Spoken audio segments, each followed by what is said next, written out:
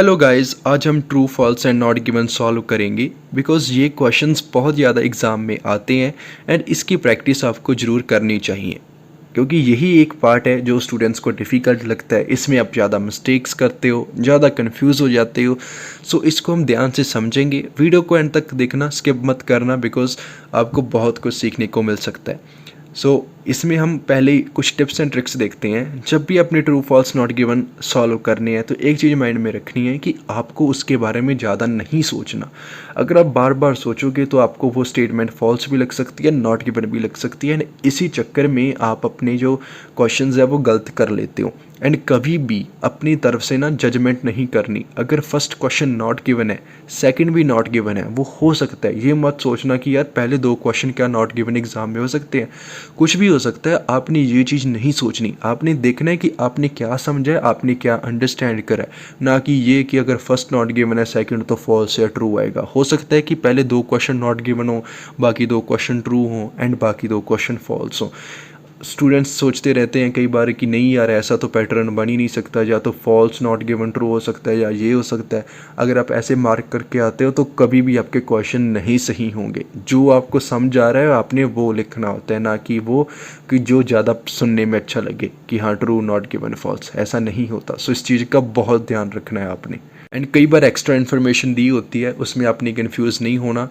जल्द से अपने लोकेशन पता करनी है। जब आपने लोकेशन पता कर ली तो आप में इतना कॉन्फिडेंस होना चाहिए कि भाई अभी मेरे को ये चीज़ पता चल चुकी है एंड मेरा क्वेश्चन का जो आंसर है वो सही होना चाहिए।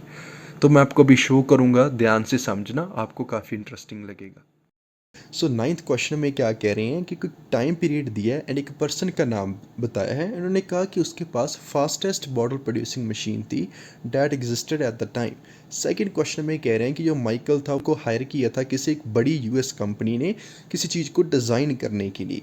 एंड थर्ड क्वेश्चन में कह रहे हैं कि जो नाउ डेज मोस्ट ग्लास, जो ज़्यादातर ग्लास हैं वो प्रोड्यूस करे जाते हैं जो बड़े इंटरनेशनल मैन्युफैक्चरर्स हैं। सो तीन क्वेश्चन हमने पढ़ लिए। इसकी लोकेशन कैसे मिलेगी, बिकॉज जो हमने टाइम पीरियड देखा है हमें आसानी से पता चल जाएगा एंड उसी के पास आपको सभी क्वेश्चंस मिलेंगे। बहुत आसान होते हैं, बस आप एक्स्ट्रा इन्फॉर्मेशन में कंफ्यूज होते हो एंड उसी की वजह से आपका क्वेश्चन गलत होता है। आपकी इन्फॉर्मेशन मिल रही है।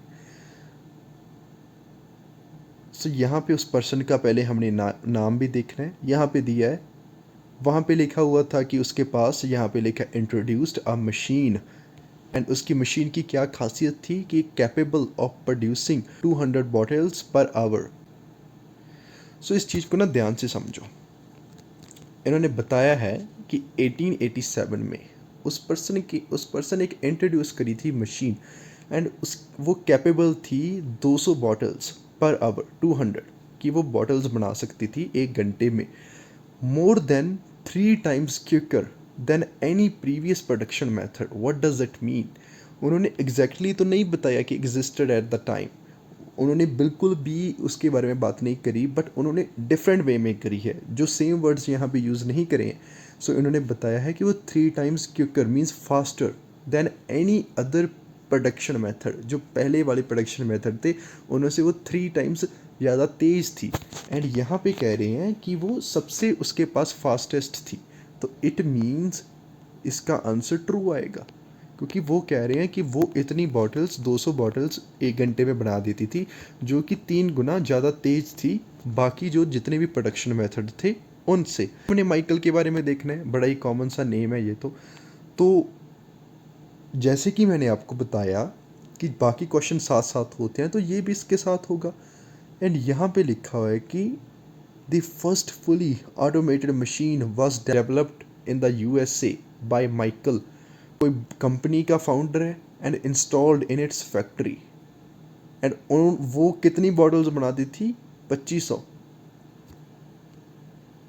एंड वहाँ पे क्या मेंशन करा है इन्होंने, क्वेश्चन में कह रहे हैं कि किसी कंपनी के द्वारा वो हायर किया गया था किस चीज़ को डिज़ाइन करने के लिए, एक मशीन को डिज़ाइन करने के लिए। बट यहाँ पे क्या कह रहे हैं कि उसने ऑटोमेटेड जो मशीन थी वो डेवलप्ड करी थी एंड किस में? यूएसए में। एंड जो माइकल है वो कौन है? कंपनी का फाउंडर है। फाउंडर का मतलब क्या होता है? ऑनर होता है। इस क्वेश्चन में कह रहे हैं कि उसने एक फुली ऑटोमेटेड मशीन डेवलप करी थी यूएसए में, किसके द्वारा, माइकल के द्वारा। एंड वहाँ पे इन्होंने ये भी बताया है कि वो ये इस कंपनी का फाउंडर है। फाउंडर का मतलब क्या होता है? ऑनर होता है। ऑनर क्या हायर होता है? ऑनर दूसरों को हायर करता है। तो यहाँ पे तो कह रहे हैं कि ये हायर करा गया था। नहीं, ये हायर नहीं किया गया था, ये ऑनर था, उसका फाउंडर था। तो इसका जो आंसर है वो फॉल्स आएगा। ठीक है, पहले का हमारा ट्रू आया था, सेकंड का आएगा फॉल्स। एंड जो थर्ड क्वेश्चन है, now days most glass is produced by large international manufacturers.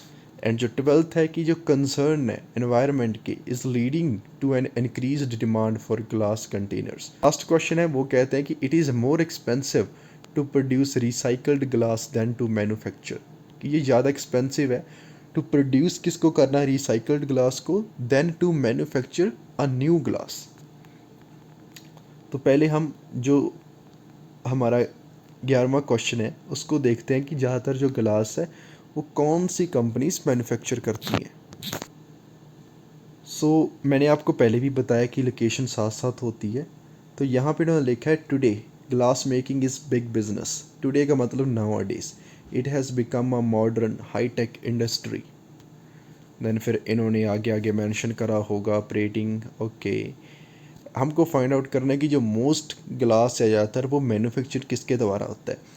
इन्होंने वहाँ पे क्वालिटी की बात करी है, डिज़ाइन की बात करी है। Modern glass plants are capable of making millions of glass containers a day in many different colours with green, brown and clear remaining the most popular. Few of us can imagine modern life without glass. It's so many products। फटाफट से इसको complete करते हैं। And glass is an ideal material for recycling. Recycling का तो आगे शुरू हो गया। इस क्वेश्चन को हम एक बार छोड़ देते हैं। उन्होंने बात तो करी है बट ये नहीं बात करी कि जो ज़्यादातर ग्लास है वो कौन सी कंपनीज या बड़ी इंटरनेशनल जो मैन्युफैक्चरर्स हैं उनके द्वारा प्रोड्यूस होता है। इसको हम लीव कर रहे हैं। हम नेक्स्ट क्वेश्चन देख रहे हैं कि जो कंसर्न है एनवायरनमेंट का। तो इन्होंने लिखा है कि glass is an ideal material for recycling and with growing consumer concern. यहाँ पे इन्होंने बात कर दी है कंज्यूमर के जो कंसर्न्स हैं। With growing consumer concern for green issues, glass bottles and jars are becoming even more popular. Glass recycling is good news for the environment. It saves used glass containers being sent to landfill, as less energy is needed to melt recycled glass than to melt down raw materials. This also saves fuel and production costs. And your 12th question है, उसका मतलब क्या है कि जो concern है environment की is leading, कि किसकी डिमांड को वो इंक्रीज़ कर रहा है, ग्लास कंटेनर्स की। एंड यहीं पे इन्होंने मेंशन कर रखे कि जो ग्लास एक आइडियल मटेरियल होता है एंड विद ग्रोइंग कंज्यूमर का जो कंसर्न है, किसके मतलब उनका कंसर्न किसके लिए ज़्यादा ग्रो हो रहा है, for green issues, glass bottles and containers. वहाँ पे कंटेनर्स लिखा है, यहाँ पे जार्स लिखा है। इंक्रीज डिमांड का मतलब हो गया are becoming even more popular. आपको बार बार सोचने की ज़रूरत नहीं है। अगर आप बार बार सोचते रहोगे ना किसी चीज़ को, तो आपको वो फॉल्स भी लगेगी, आपको ट्रू भी लगेगी and at the same time आपको वो नॉट गिवन भी लगेगी। बस आपने एक बार पढ़ना है, मैच करना है, समझ आ रहा है ठीक है, दोबारा पढ़ लो। जब आपको एक बार अंडरस्टैंड हो गया फिर उसको बार बार अपनी आइडियाज़ में मत चेंज करो कि हाँ ये हो गया तो क्या होगा। यहाँ पे सिंपल उन्होंने सिनोनिम्स यूज़ करे हैं। यहाँ पे आ गया है कि कंसर्न, एंड यहाँ पे बात होगी पॉपुलैरिटी मीन्स उसकी डिमांड। इट मीन्स ये क्या है, ये एक ट्रू है। एंड फिर जो लास्ट क्वेश्चन है वो क्या कह रहे हैं कि ये ज़्यादा एक्सपेंसिव है रिसाइकल्ड ग्लास को प्रोड्यूस करना, किससे, किसी नए ग्लास को मैन्युफैक्चर करने से। तो यहाँ पे क्या कह रहे हैं, जो ग्लास की एक रिसाइकलिंग है वो गुड न्यूज़ होती है एनवायरनमेंट के लिए, बिकॉज इट सेव्स, ये क्या सेव करता है, it saves used glass containers being sent to landfill as less energy is needed. भी बहुत कम एनर्जी चाहिए होती है किसको मेल्ट करने के लिए, रिसाइकल्ड ग्लास को। एंड किससे कम एनर्जी चाहिए अगर हमने कोई रॉ मटेरियल को मेल्ट करना है। दो केसेस हैं कि एनर्जी कौन से केसेस में कम लगती है, कि अगर कोई ग्लास रिसाइकल्ड है उसको अगर हम मेल्ट करें तो एनर्जी कम लगेगी, अगर हम कोई रॉ मटेरियल को मेल्ट करें उसमें एनर्जी ज़्यादा लगेगी। बेसिकली यहाँ पे कंपैरिजन है एंड इसी से ही हम ज़्यादा फ्यूल को एंड जो प्रोडक्शन की कॉस्ट है उसको भी सेव करते हैं। एंड जब हम रिसाइकल करते हैं वो किस चीज़ को रिड्यूस करता है, कि हमें नए जो रॉ मटेरियल है, the need for raw material, and उसका जो आगे भी सेविंग है वो भी हम कर सकते हैं। एंड ये क्या कह रहे हैं कि ये ज़्यादा एक्सपेंसिव है कि अगर हम रिसाइकल्ड ग्लास को प्रोड्यूस करें मैन्युफैक्चर करने से। सो सिंपल सी बात है कि ये फॉल्स है, बिकॉज वहाँ पे ऑलरेडी उन्होंने मेंशन कर दिया है कि अगर आप रिसाइकल्ड ग्लास को आगे मतलब उसको मेल्ट करोगे तो उसमें एनर्जी कम लगती है एंड फ्यूल भी सेव होता है, प्रोडक्शन कॉस्ट भी हम मैनेज कर सकते हैं। बट क्वेश्चन कह रहा है कि ये ज़्यादा एक्सपेंसिव है, सो डेफिनेटली जो ये आंसर है वो फॉल्स आएगा। तो ये हमारा क्या आया था, ट्रू, ये हमारा फॉल्स। जो ये है वो ऑब्वियसली नॉट गिवन होगा, इसकी हमें और कहीं भी इंफॉर्मेशन नहीं मिली। एंड एक सबसे इंपॉर्टेंट चीज़ आपके साथ शेयर करना चाहता हूँ, यहाँ पे ये केस नहीं हुआ बट कुछ क्वेश्चंस में हो जाता है। वो कौन सा केस होता है कि पहला ट्रू हो गया, थर्ड फॉल्स हो गया, कोई भी क्वेश्चन चाहे वो ट्रू है फॉल्स है, अगर आपको कोई नॉट गिवन लग रहा है ना, आप तभी उसको नॉट गिवन मत लिखो। आप उसको नॉट गिवन तब लिखो जब आपने सभी क्वेश्चन सॉल्व कर लिए। कई बार क्या होता है कि यहाँ पे आपको थोड़ी सी भी इन्फॉर्मेशन मिलती है, वहाँ पे तो इन्फॉर्मेशन नहीं प्रोवाइड होती, वो किसी क्वेश्चन पे ना बिल्कुल लास्ट में जाकर पड़ी होती है एंड वो स्टेटमेंट निकल जाती है ट्रू, बट आप क्या कर देते हो, not given. So not given आपको तब लगाना है जब आपने सभी क्वेश्चन सॉल्व कर लिए। अगर आपने पहले लगा दिया तो चांसेस हो जाते हैं कि वो आपका गलत हो, हमेशा ये नहीं होता बट मैं तो यही रेकमेंड करूँगा कि हमेशा लास्ट पे लगाओ। सो जो 9th क्वेश्चन का हमारा आंसर है वो ट्रू, इसका फॉल्स बिकॉज भाई वो ऑनर है, वो हायर नहीं हुआ है, एंड इसका तो उन्होंने बात जरूर करी है बट ये नॉट गिवन है।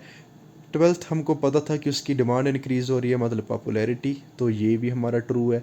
एंड जो लास्ट क्वेश्चन है वो ऑब्वियसली फॉल्स है। तो मैं आपके लिए हमेशा एक क्वेश्चन छोड़ता हूँ बट इस बार मैंने नहीं छोड़ा, बट नेक्स्ट टाइम मैं एक और वीडियो लेकर आऊँगा, ट्राई करूँगा उसमें डिफरेंट केसेस हों ताकि आपको अच्छे से समझ आ सके। अगर आपको गाइस वीडियो अच्छी लगी तो प्लीज़ लाइक करना, बिकॉज इन वीडियोज़ को एडिट करने में बहुत ज़्यादा टाइम लगता है, एंड इसको फ्रेंड्स के साथ भी शेयर करना ताकि उनको भी बेनिफिट हो सके। बाकी वीडियोज़ बहुत जल्द आएंगी, सो चैनल को सब्सक्राइब करना मत भूलना। Thanks for watching this video guys, have a wonderful day.